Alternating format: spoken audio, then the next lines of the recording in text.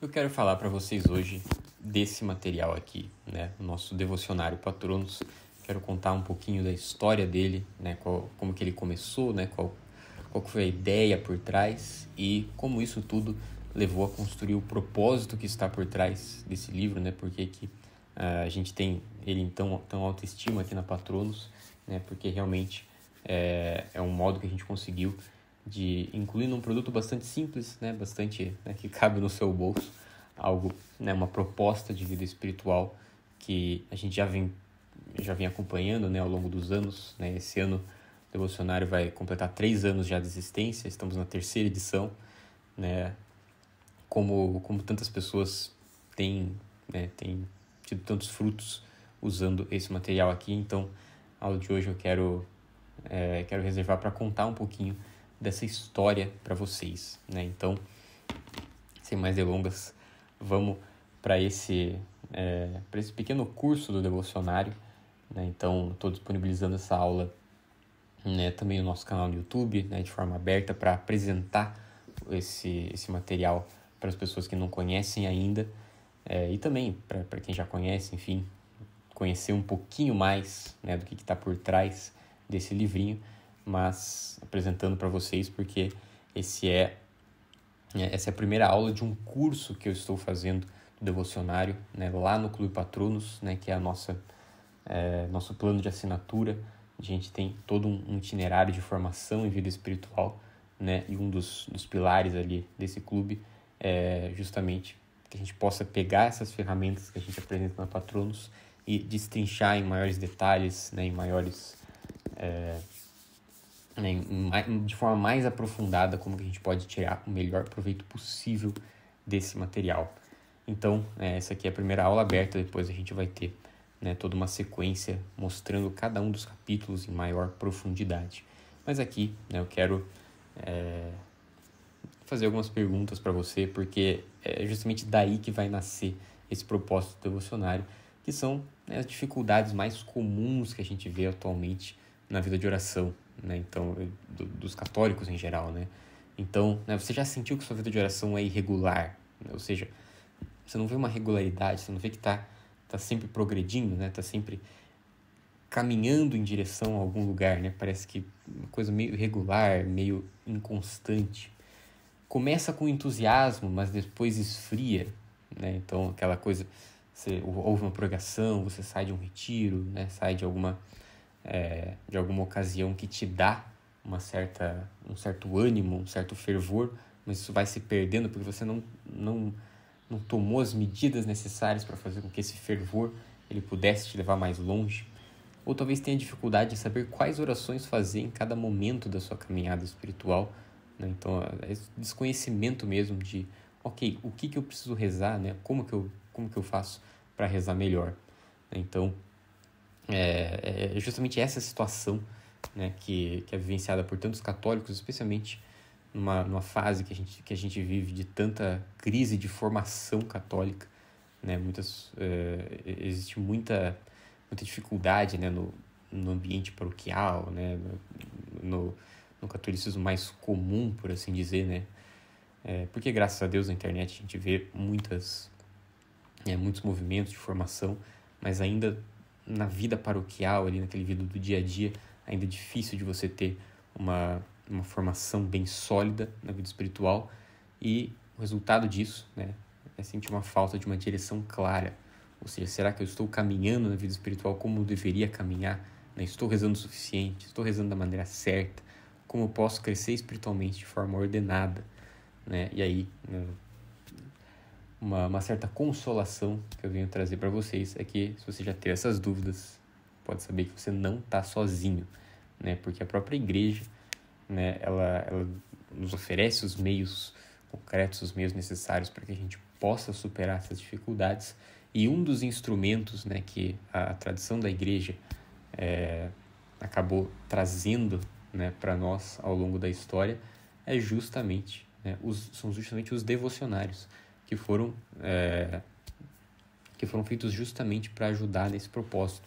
Então, devocionários, isso não falo somente do devocionário Patronos, mas qualquer um com o qual você se depare, né, são livros que historicamente foram feitos para acompanhar os fiéis católicos na sua vida de devoção, né? Então, são realmente como que compilados das principais orações. Então, você vai ter, né, normalmente os devocionários são divididos em orações, né, voltadas ao Nosso Senhor, orações voltadas à Nossa Senhora, ao Espírito Santo, ao Anjo da Guarda. Então, você sabe como se dirigir, né, a cada uma dessas pessoas, né, e como que você deve rezar, né, para que você tenha essa segurança maior na sua vida de oração, né? E isso era muito comum, né? Muito comum as pessoas terem devocionários. Então, né, se você vem de uma família tradicionalmente católica, né, é bastante provável que o seu avô ou bisavô, né, seus avós, bisavós, eles tenham talvez guardado ou tenham alguma memória de irem para a missa com algum livrinho, né, algum pequeno livrinho de piedade que tinha as orações que ele devia fazer, né? Isso era bastante comum até a primeira metade do século XX. Aí, bom, teve toda aquela confusão ali, né, em torno das reformas, né, muitas mudanças ali na igreja, e acabou que essa prática, né, de você levar um livrinho, né, para te acompanhar na missa, nas suas orações, né, nas suas práticas de piedade, acabou se perdendo. Só que ultimamente a gente vem acompanhando, né, um certo renascimento desse catolicismo mais tradicional no Brasil, né, e aqui eu não me refiro especificamente a questões de contestar o concílio ou algo do tipo, não estou me referindo a isso, estou me referindo a um retorno de práticas tradicionais, né, como o uso do véu, né, como, né, prática mais firme da modéstia, e uma dessas práticas que vem voltando é o uso de devocionários, né, graças a Deus, porque é uma prática que é muito, muito, muito boa, né, muito, muito piedosa para ajudar a vida de oração dos fiéis. E como que eu entro nessa história, né? Então, eu me converti também dentro desse meio, né, de renascimento do catolicismo tradicional. Então, né, eu vim de uma família mais católica de IBGE, não tinha muita vivência católica na prática. E, bom, por N motivos, né, eu tenho no meu canal do YouTube, eu contei mais detalhes da minha história de conversão, se você quiser dar uma olhada, né, mas ali eu conto como, principalmente, né, essas práticas tradicionais, né, ligadas principalmente à missa tridentina, me encantaram, né, me chamaram a atenção, né, algo que essas práticas mais comuns hoje em dia, né, essa pastoral mais, por assim dizer, essa pastoral mais suave, assim, né, que não quer desagradar, né, quer falar das coisas de forma mais mansa, isso nunca me chamou atenção. E quando eu via, né, alguns padres de uma linhagem mais tradicional, né, como o próprio Padre Paulo Ricardo, né, conhecido aqui de todos certamente, né, fala com firmeza, com clareza qual é a doutrina da igreja, aquilo me chamava atenção, né? E, claro, dentro desse meio, eu conheci, né, a prática dos devocionários, e não demorou muito para eu adquirir o meu primeiro, o meu segundo, o meu terceiro, e acabei virando um colecionador de devocionários, porque eu realmente gostei muito da proposta, porque eu queria, né, saber como rezar melhor, né, queria saber quais orações eu devia fazer, e eu levava vários para a missa, porque um tinha uma oração de algum lugar, outro tinha oração de outro.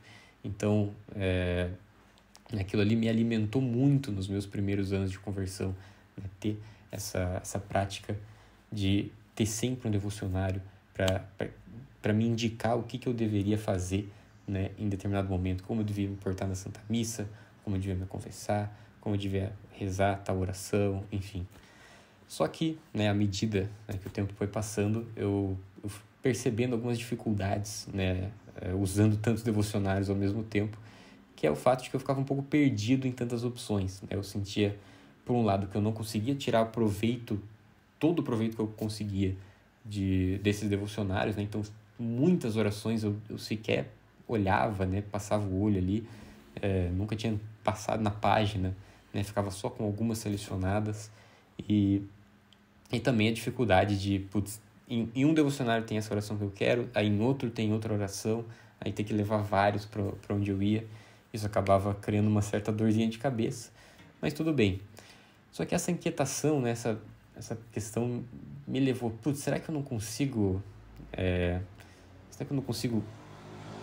descobrir uma ordem que pode estar por trás dessas práticas de piedade, para que eu consiga realmente tirar proveito de toda essa riqueza, né, que está sendo apresentada por esses devocionários, né? Então, foi aí que, né, nas minhas meditações, também conversas com o meu diretor espiritual, eu acabei, né, descobrindo, né, por assim dizer, os ciclos litúrgicos da igreja, né? Porque não existe somente o calendário litúrgico, que é aquele que a gente segue, enfim, na liturgia das missas e tudo mais, né? Liturgia diária, do evangelho, do dia. Mas também existem outros ciclos que a igreja também nos apresenta, algumas verdades que são mais convenientes para cada tempo, né? Então, ali eu percebi que existia de fato uma lógica por trás, né, de cada devoção, de cada oração e um momento adequado, né, para cada uma delas.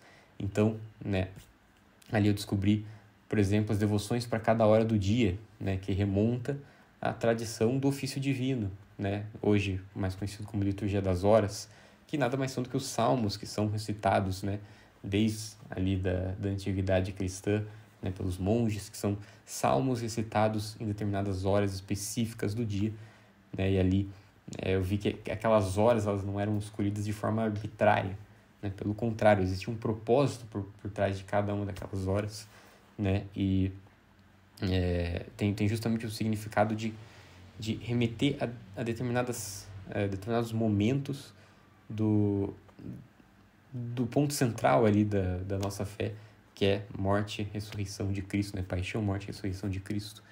E com isso, né, eu percebi que a gente pode organizar a nossa rotina de oração, ainda que a gente não recite propriamente os salmos, né, não tenha a prática do ofício divino, ainda assim a gente consegue como que emprestar essas horas, né, para organizar a nossa própria rotina de oração. Então, por isso eu peguei algumas das principais horas, né, não são todas, mas aquelas que, digamos, cabem mais a um leigo, aquelas principais horas e uma forma de organizar a minha vida de oração em torno delas. Então a gente tem, por exemplo, as laudes, né, que corresponde ao nosso despertar, ou seja, quando a gente levanta de manhã, que lembra justamente, né, da ressurreição de Cristo, né, que foi revelada justamente no nascer do sol, né? A gente tem todo o relato ali descrito no Evangelho, então a gente sempre pode se recordar da ressurreição, né, de um novo dia, assim como com a ressurreição surgiu uma nova criação, né, com o sol que nascia. Então é um momento ali de muito fervor espiritual, né, de muita energia espiritual, justamente por também ser um momento de maior recolhimento. Então as nossas preocupações ainda não nos invadiram, né, as preocupações do dia. Então é um bom momento para a gente aproveitar, né, e ter mais fecundidade na nossa oração, colocar algumas práticas específicas para esse momento. Depois a gente tem, né, 3 horas, que corresponde à hora média, né, que mais ou menos 9 da manhã, meio-dia e 3 horas da tarde. Então esse período ali do meio do dia, né, por isso hora média, que a gente tem ali alguns momentos que também recordam, né, alguns momentos específicos da nossa fé. Então hora terça, né, 9 da manhã, recorda a descida do Espírito Santo sobre os apóstolos, que se deu, né, também mais ou menos nesse período, né, e tem esse sentido da gente pedir o auxílio do Espírito Santo, né, para que a gente seja preenchido pela sua graça ao longo do dia, que é uma boa ocasião da gente começar as nossas atividades diárias, né, já com um espírito mais fervoroso. Depois a hora sexta, por volta do meio-dia, que a gente tem nas Escrituras, né, contam que Jesus já estava posto, né, na cruz, né, já estava crucificado ali na sua paixão, e é um momento que a gente tem a oportunidade de contemplar, né, parar as nossas atividades para contemplar Cristo crucificado, erguer os nossos olhos ao céu e retomar esse fervor que pode ser que pelas atividades ali da manhã tenha sido perdido. A hora nona, né, por volta das 3 horas da tarde, aí sim, momento, né, que ficou conhecido como a hora da misericórdia, por ser o momento que a gente tem do momento da morte de Cristo, né, que Cristo diz, né, está consumado. E ali sim é um momento da gente fazer também uma pausa para recordar esse momento. as vésperas, então já correspondendo ali, né, ao entardecer, né, quando o sol já vai se pondo, a gente tem as vésperas que é marcado pelo fim das atividades ali do dia, então também é um momento interessante, né, para a gente se recolher novamente. E as vésperas, né, recordam muito Nossa Senhora, porque lembram muito o Sábado Santo, né, então já depois que Cristo tinha morrido, né, a gente recorda Cristo sepultado e aí ressalta bastante a figura de Nossa Senhora, que sustentou a igreja com a sua fé, né, no momento que todos os apóstolos, todos os discípulos tinham perdido a fé, tinham se escandalizado com a sua morte e ela continuava firme, crendo na sua ressurreição, né? Então, esse clima, né, já nos traz Nossa Senhora para perto, por isso que é uma ideia interessante, talvez, você colocar a oração do Santo Terço, né, nesse período. E, por fim, as completas, que é realmente o encerramento do dia, que fecha esse nosso ciclo de oração diário e tem um sentido ali da gente meditar sobre a morte, né? Porque o sono, ele é como se fosse uma pequena morte que a gente passa, porque é um momento, uma ocasião em que a gente entrega para Deus as ações que a gente fez ao longo do dia, independente de como a gente, né, terminou elas, se a gente terminou elas ou não. Assim como no momento da morte, a gente vai entregar nossos planos, nossos projetos que não foram concluídos na mão de Deus, como eles estão, né? Então, é uma ocasião da gente lembrar da morte, mas também, como a gente está nesse período, né, nesse período aqui da nossa vida terrena, a gente pode também recordar a misericórdia divina, né, ao contemplar também os nossos inúmeros pecados ao longo do exame de consciência e se deparar com a misericórdia, né, para retomar as forças, para começar, né, um novo dia de forma, né, melhor, mais piedosa. E depois a gente também, né, tem as devoções para cada dia da semana, né? Então, é um momento em que a gente vê que a liturgia da igreja ela faz ecoar os acontecimentos da Semana Santa, que se fosse somente pelo calendário litúrgico, a gente estaria vivendo só uma vez por ano. A igreja não. A igreja diz, não, isso aqui tem uma importância tão grande para nós que deve ressoar por todas as semanas, né? A Semana Santa é o modelo de todas as semanas. E por isso a gente tem as devoções para cada dia da semana que vão, né, fazer com que a gente recorde esses principais acontecimentos centrais ali da nossa fé de forma mais frequente. Então por isso a gente tem, né, as devoções, né, específicas para cada um dos dias da semana e ali a gente tem a origem disso nas missas votivas do missal romano, porque antigamente, né, não se tinha no calendário litúrgico liturgias para todos os dias, né? Era preenchidos mais pelas datas dos santos, mas quando não tinha dia de algum santo, era comum rezar em missas votivas, ou seja, missas, né, voltadas a determinada devoção específica, e isso, né, a tradição acabou fazendo com que essas missas votivas estivessem ligadas a esses acontecimentos da Semana Santa. Então a gente tem, né, por exemplo, no Missal Romano, às terças-feiras, celebra uma missa em honra aos Santos Anjos, quarta em honra a São José, quinta em honra ao Santíssimo Sacramento, etc. A partir disso, né, a Igreja passa a trazer à nossa memória esses acontecimentos e também outras devoções que são essenciais ali para uma vida constante de qualquer católico, essas práticas. Então, segunda-feira é dedicada às almas do purgatório, terça-feira aos Santos Anjos, quarta-feira a São José, quinta-feira ao Santíssimo Sacramento, sexta-feira a Paixão de Cristo, sábado a Nossa Senhora e domingo é o dia do Senhor. E aí sim a gente pode, né, buscar viver cada uma dessas devoções, né, acrescentando algum tipo de devoção, algum tipo de oração na nossa prática diária para cada um desses dias.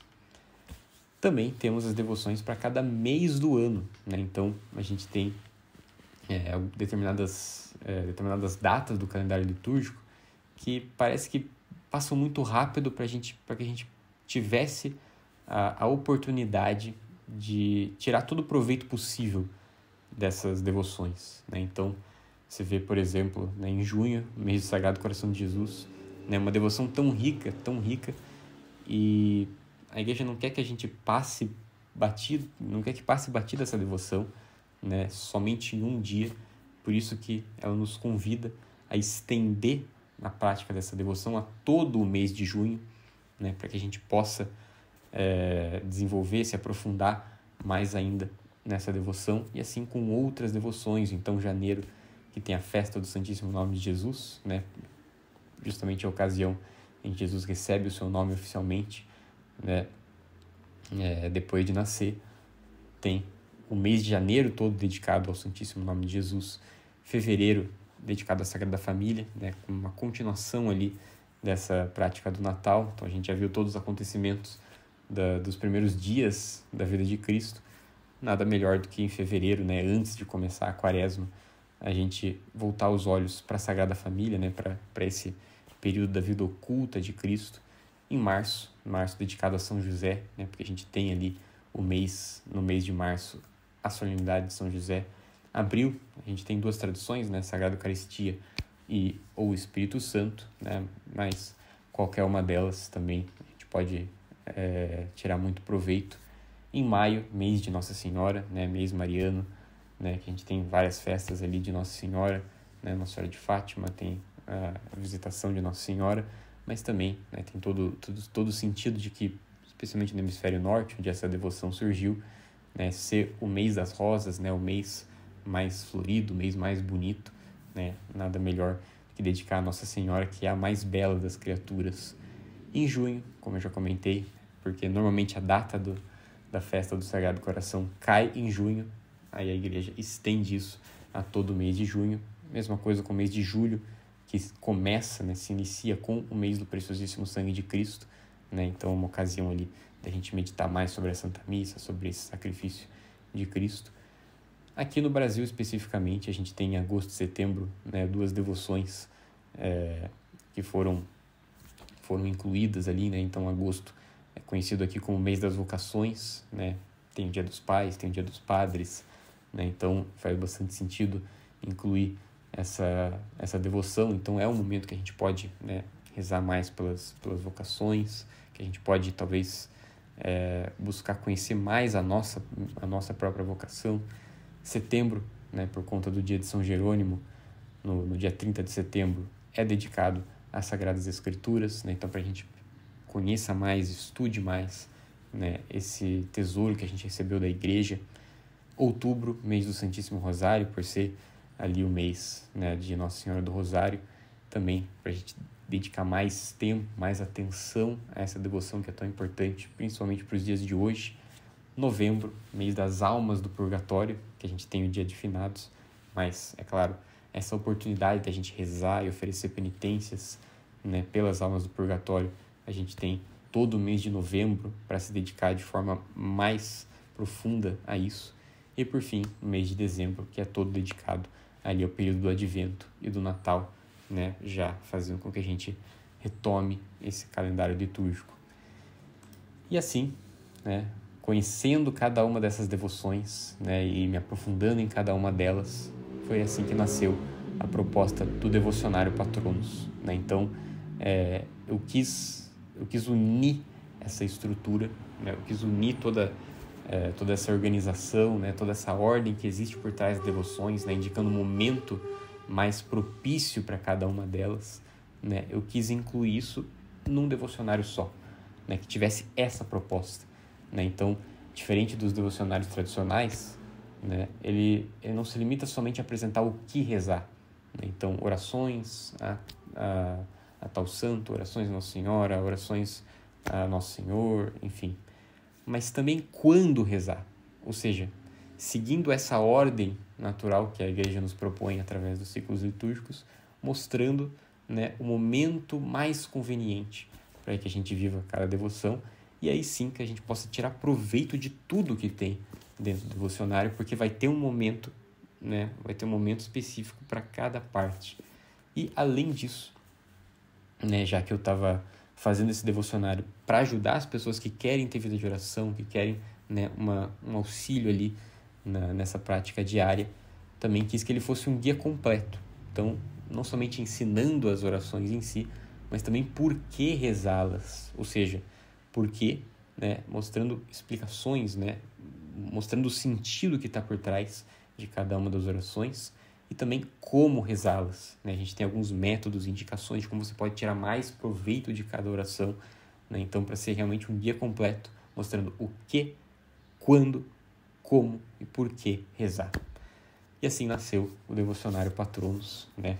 Fruto de alguns anos de estudo, né? Experiência, prática e desejo sincero, né? De ajudar as pessoas a terem uma vida de oração ordenada e frutuosa, né? Então, eu espero que esse material aqui ele seja para você, né? O mesmo que ele foi para mim, porque ele foi feito primeiro para mim, né? Para minha necessidade pessoal, né? E como eu vi que estava funcionando também, eu quis levar isso a outras pessoas, que é justamente, né, que seja um companheiro da vida espiritual, né, alguém que me acompanhe e me indique, né, como que eu devo viver, né, cada uma das devoções, né, qual a melhor forma da gente tirar proveito de cada uma dessas devoções, né, mostrando realmente um mapa seguro para ter uma vida de oração constante e santificante, né? Então, para quem quer conhecer um pouco mais da proposta, né, eu deixei aqui no link, né, para quem está assistindo no YouTube, aqui no link na descrição, como você vai conhecer mais sobre essa proposta, dar uma olhada no sumário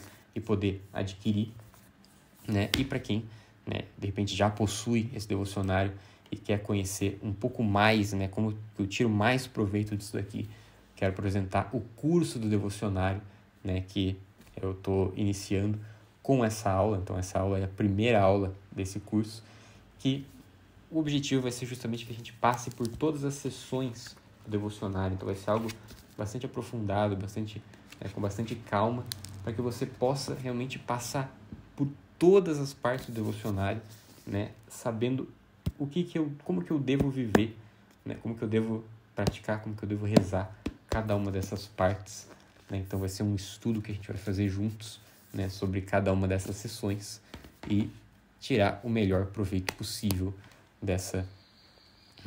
desse material, né? Então, assim, eu convido, né, cada um de vocês a também fazerem esse curso, né? Aqueles que já estão aqui no clube, né, nos vemos na próxima semana com a próxima aula, e aqueles que ainda não estão, fica aqui novamente o convite, né, para que você venha conhecer e explorar cada vez mais as riquezas que estão escondidas aqui.